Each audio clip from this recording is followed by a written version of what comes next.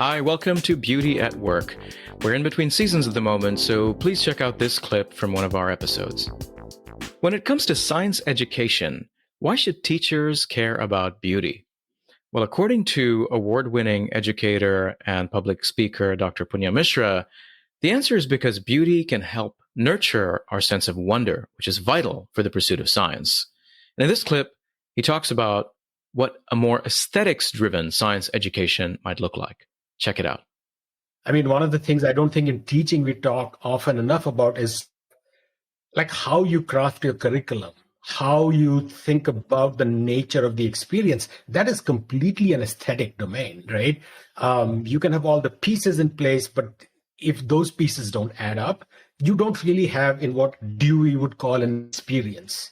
And so good teaching is about creating those experiences, and those are at some fundamental level quite aesthetic in nature, right? Yeah, absolutely. We're going to talk a little bit more about your own writing on beauty and aesthetics in STEM.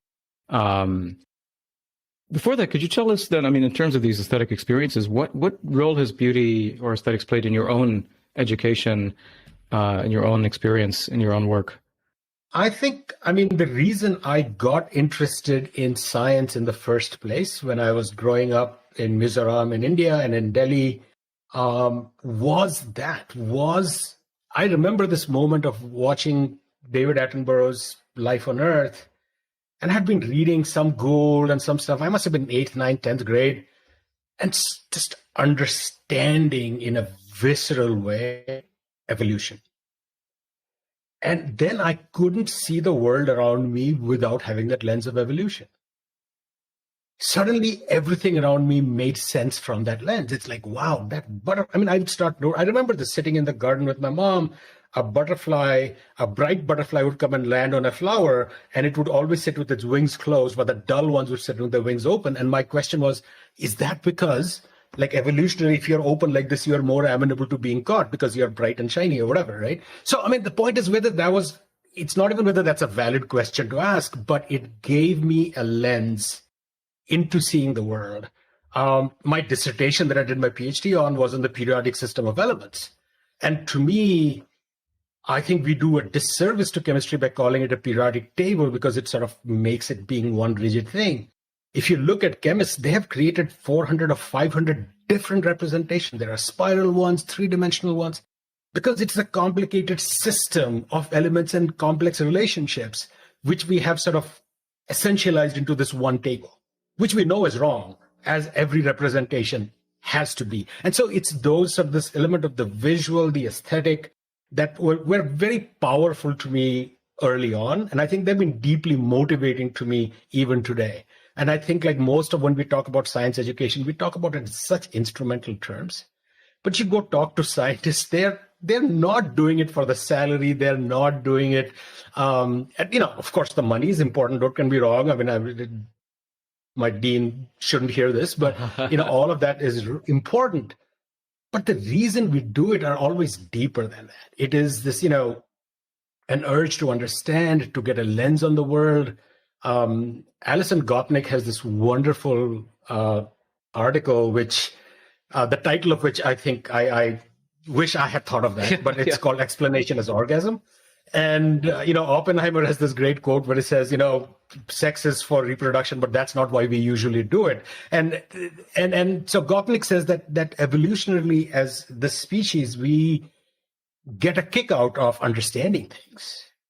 And so that explanation, that understanding of seeing the world anew, I think is a very powerful thing. And that's a deeply emotional, aesthetic, personal thing. So I think that's really driven a lot of how I think about education and why I am sort of very critical of many instrumental arguments, for why we should be doing science or STEM or whatever you want to call it, because I think that these are among sort of the greatest creations of the human mind, that we, this little creature on this planet, if you look at those pictures from the James Webb Telescope, or forget that, you take your macro on your phone and look at a flower.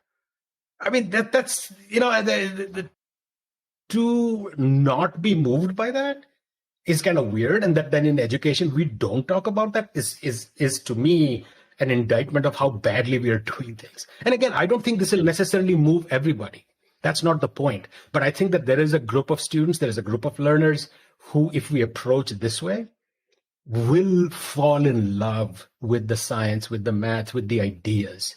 And I think that's always been very important and motivational to me personally. Yeah. Have you encountered that? Have you encountered students who perhaps may have been put off by the kind of rote memorization that's usually associated with science, kind of lack of creativity, but then sort of encounter some The research on that is pretty clear, right? That we are not doing a good job by our students.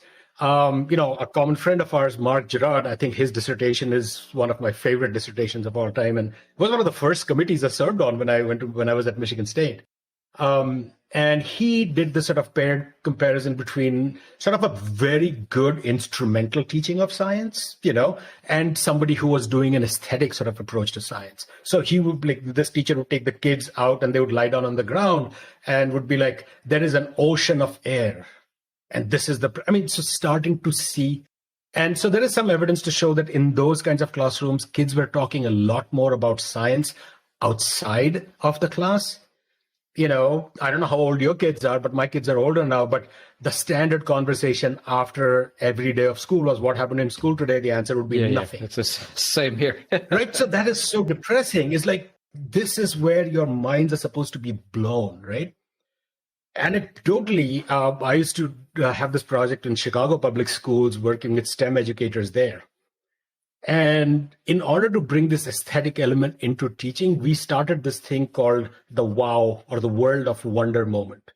And so I would share some of my own. So I had one which was like, we were cooking some lentils at home and I saw this weird soccer ball pattern. And I started investigating how that happened. And I'm flying back from Austin at a conference and I see these cloud trains, which are these straight rows of clouds. And those are sort of connected by how heat moves and, so on. And it's like, how cool is that something that's happening in my kitchen, is also happening at the level of, like geology or, at the planet or whatever. And we would ask teachers to come up with this and say, find out why, what is puzzling about this? And so they would start sharing stories.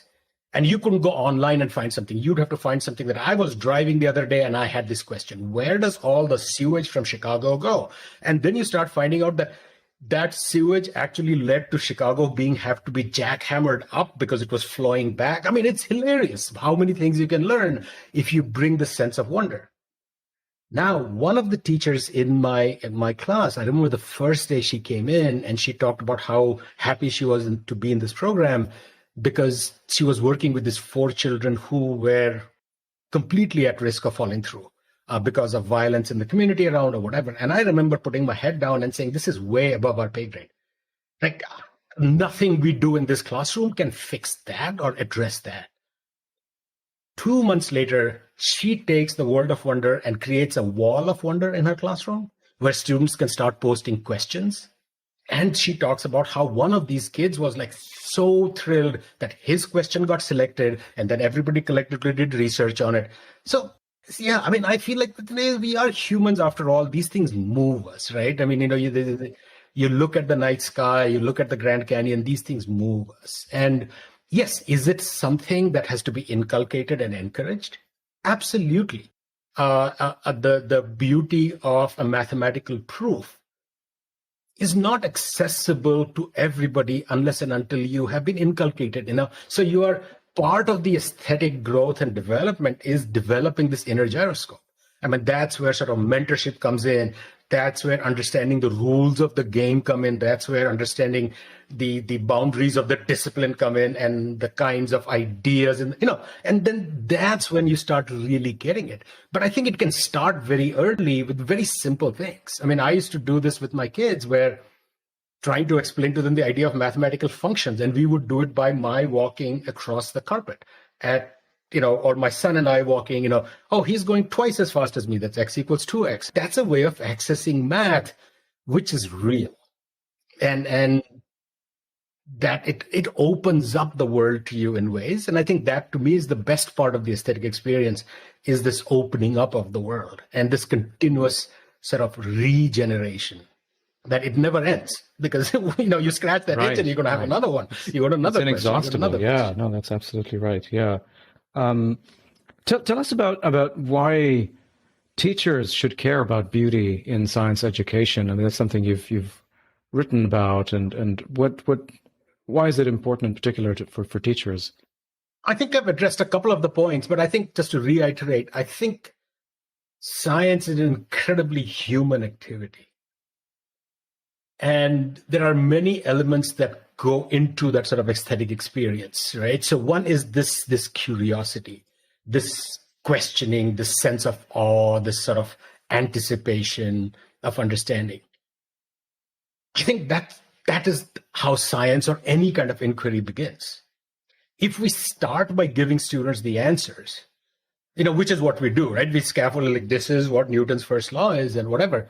It just becomes a set of rote things that you want to learn. There is none of that appreciative. Yeah, if you don't have a question, the answer seems pointless, right? I mean, just without evoking a question, yeah. Right. Exactly. Right. So one of the things that one of our professors here does, she has sort of a curriculum that she has developed. And she's an astrophysicist who got really interested in teaching. But her approach is like you give students, they have to come up with a question. They have to go to original sources to come up with, here's the best part, more questions. So she doesn't want them to answer that because there is no answers. You ask a question, the chances are the research in the field still is figuring stuff out. And so you have to come back with 3 more questions. And that's how the curriculum goes. And I thought that was so amazing. The second piece to me is why it's important for science educators or all educators is the process.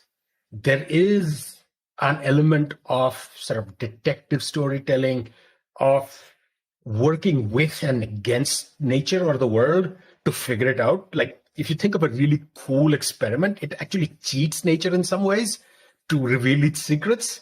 And so that's exciting. I mean, that's solving puzzles and, working together. And I think that process is where you start inculcating some of the foundational ways of looking at the world that discipline has. Like, I mean, there's a reason that the word discipline is used. Like, it's not in the military sense of discipline, but it is a discipline. It is a structured, again, it's open, people can question it, all of that, but at least in a given field, at a given moment, there are certain ways that we do things. And I think inculcating that is through that process.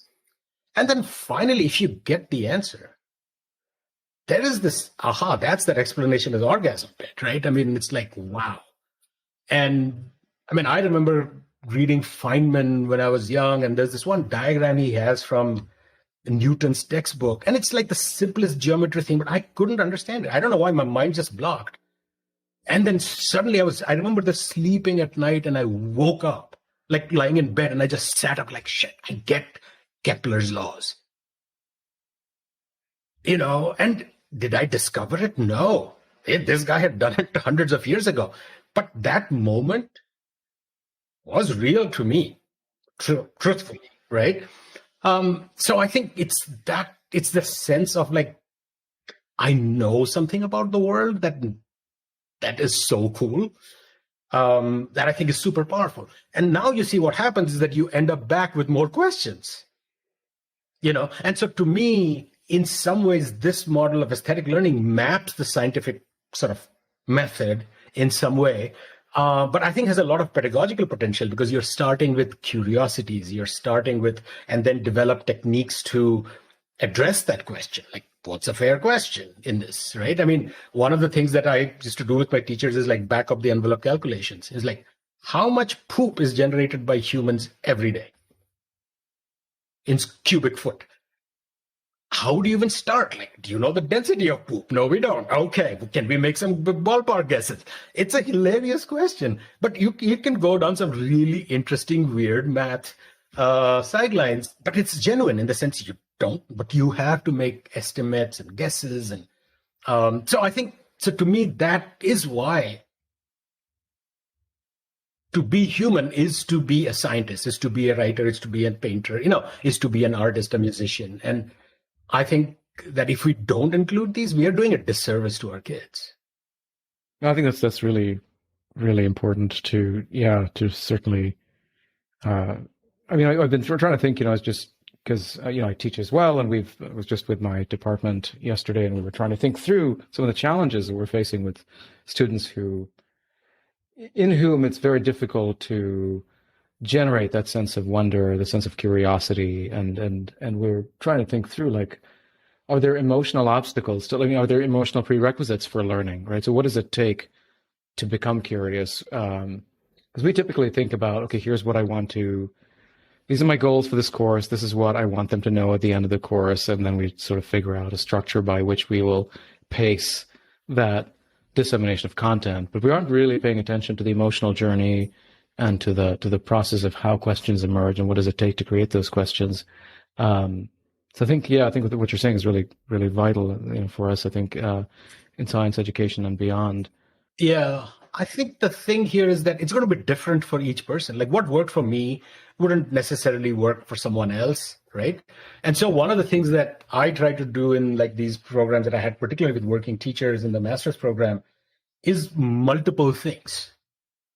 Because something's going to click for somebody, something's going to click for somebody else, right? And so the World of Wonder thing was 15 minutes in the morning. That's it. But for some people, it sparked a thing. And then others are like, oh, you could do a wall of wonder. Okay, I'm going to try this in my classroom. And they took it in a different direction. It's fine, right? But the fact that after a long time, each of them became a learner. Because we forced them to. We said, you have to come up with something. You have to look at the world around you and come up with a question and then investigate it and come and report what you learned. And so it would be like super interesting, like the things that would emerge from things, like just that open-endedness, plus having 15 minutes, no more than that. In like the design class I teach, I share some examples of good and bad design from the world that I've taken pictures of over the years. Things like doors with user manuals saying push or pull. It's like, well, who reads a user manual? A, and B, why should a door have one? And I make them go and take pictures and share. And they will, to a person, talk about how their relationship to the built world suddenly changes once they put that design lens on. And they start seeing it everywhere. They start seeing it in parking lots. They start seeing it in websites and processes for completing menus. They see it in water faucets. The number of examples we get from bathrooms and kitchens is amazing. Yeah. But that's the lens, right? I mean, that's a way of looking at the world as being built, and sometimes built well, sometimes built badly. And we just don't pay attention to it. So I think that's one of the biggest things of the aesthetic thing is this idea of attention and noticing. It gives you chances to notice and pay attention to things in the fullness of it. And, Csikszentmihalyi talks about this distinction between perception and recognition. And I think that very often what we do in school, we force this idea of recognition. We label thing a chair. The moment you see it as a chair, you don't see it for its heft, its weight, its texture, the way it leans back when you sit on it, how it feels. It's now a chair. But the moment what a designer does is sees the chair for all of these, he perceives, doesn't recognize. He sort of withholds recognition or has techniques to withhold recognition. And I think a lot of time what we do in education is that our goals become, by the end of the semester, by the end of the year, my students should be able to do the following, which you think is shorthand for they should be able to recognize. But curiosity and openness in some way demands that we focus on perception. Right? So there's this tension here. You want those disciplinary lenses to understand the world. At the same time, you want to be open up for the world to push back on these lenses and push back on your thinking. And that's a fascinating tension educationally, right? Is there a way in which you have to inhabit a discipline first before you can question it or before? But I think it can be done in authentic ways, in small ways. Right? So, I had this whole argument with one of my friends who's a mathematician, and he was pushing back against some of these discussions about like all math needs to be authentic and we are spending too much time on la-di-da. And he says, oh, no, this is powerful. This is great, blah, blah, blah. And I said, something, I mean, it depends on how you define authentic. If you define authentic as being what, balancing your checkbook and just leave it at that, then that's a problem. But if you want to be authentic to the lived experience of mathematicians, then the aesthetic has to come into the picture. Right? And so I think it depends on how you talk about what is it that historians care about or economists care about. There is an aesthetic element to that. Beauty at Work is brought to you by Templeton Religion Trust. If you enjoyed this clip, go check out the full episode. And please take a moment to subscribe and leave us a review. It really helps get the word out about the show. Thanks, and see you next time.